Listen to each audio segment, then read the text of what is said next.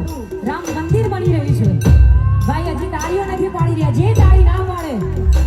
અને ગાવાનું હોય ત્યારે હે તમે